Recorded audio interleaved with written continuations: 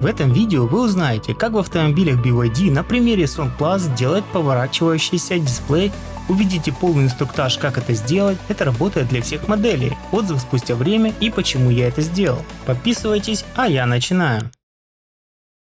В одном из видео увидел, как у Hi-Fi Z экран поворачивается персонализированно к водителю. Да, он даже танцевать может лучше, чем я. Но сам поворот к водителю зацепил меня. И вот как раз эффекта поворота к водителю можно добиться в автомобилях BYD. Есть специальные шарниры. Всего два варианта: поворот только по горизонтали и поворот с наклоном. Да и в общем в любую позицию можно поставить. Я себе взял с поворотом только влево-вправо, так как он чуть меньше по толщине, а значит меньше отойдет от передней панели. Но и шарнир, позволяющий сделать еще наклон, мне показался излишним. Тем более при повороте к водителю или к пассажиру можно случайно изменить вертикальный угол наклона, и надо будет это исправлять. А потом еще планшет будет задевать пластик панели. Да и в общем мне с моим ростом 1,82 м и жене, которая гораздо ниже меня, тоже наклон полностью удовлетворяет. Вы уже видели этот шарнир в одном из моих видео. Пришло время установить его. Посмотрим это, как было до установки. Сзади пластмассовая ножка, между рычагом и экраном 4 пальца. Комплект поставки: вот такая коробка. В ней болтики, такая лопатка, сам шарнир. Довольно туго нажимается. Будет ли экран так сложно повернуть, узнаете позже. Кожух, чтобы закрыть шарнир, и два ключика. Торцевая насадка моя, она случайно сюда упала. Берем лопатку и вставляем в эту щель. Надо аккуратно, но сильно придавить. Вот и сам процесс. Вот видно. Вот я снял. Надо снять вот эти болты.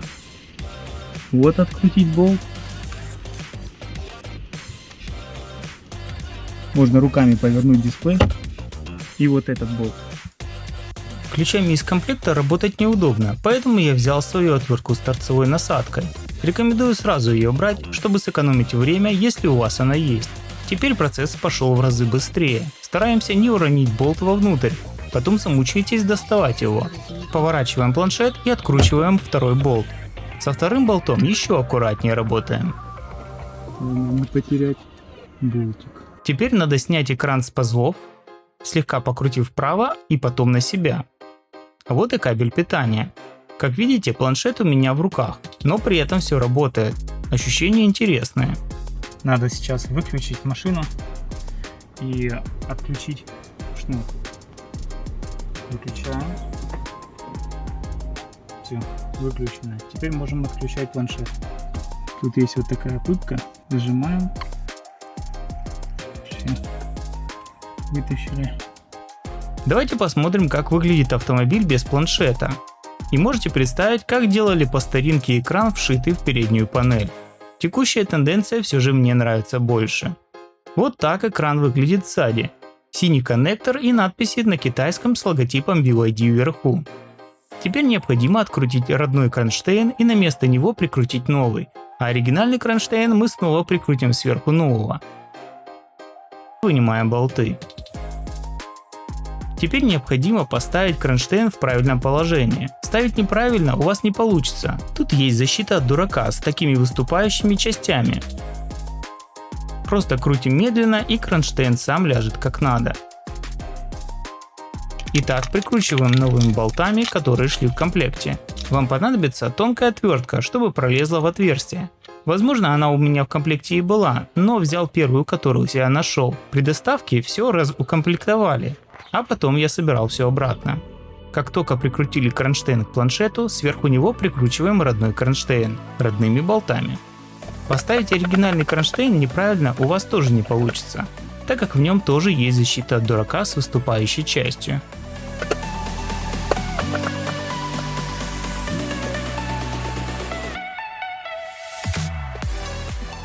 Теперь вставляем вот эту штучку. Защита от пыли. И надо сейчас подключить провод и закрутить на последние два болта. Ты не вверх ногами планшет присоединяешь? Вот. То есть название у нас должно быть вниз текста. Угу. Подключаем вот шлейф.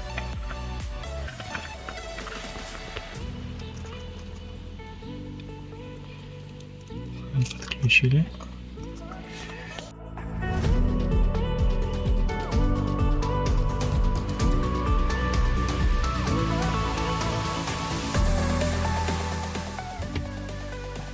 Становится боком. И вот теперь уже держится.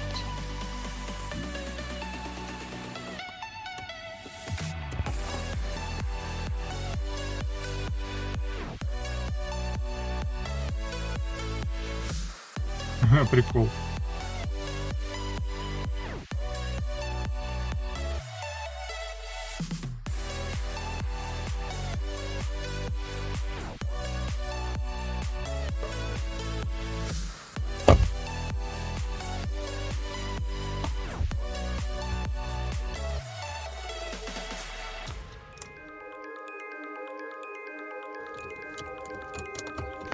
О, Не знаю, кому это понадобится.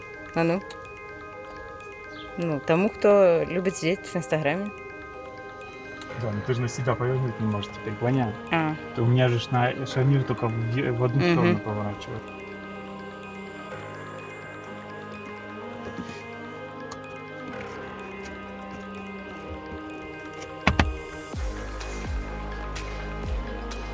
Всё.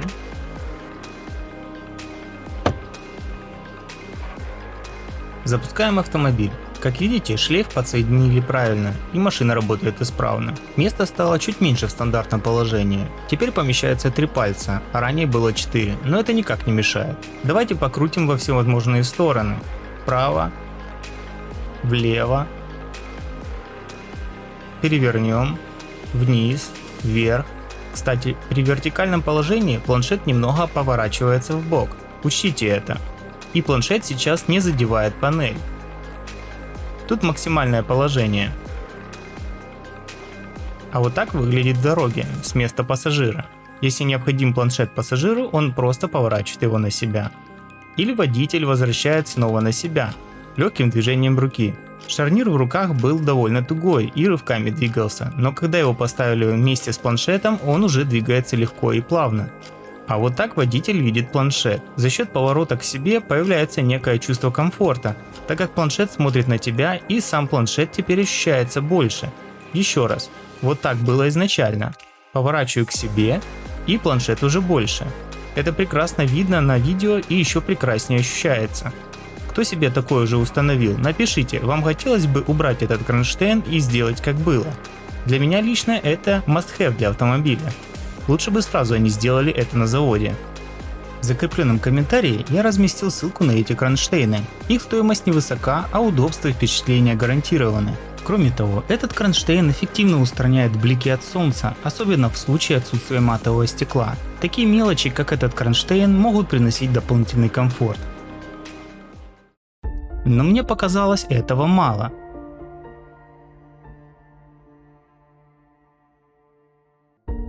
Поставь лайк и подпишись, чтобы не пропустить продолжение.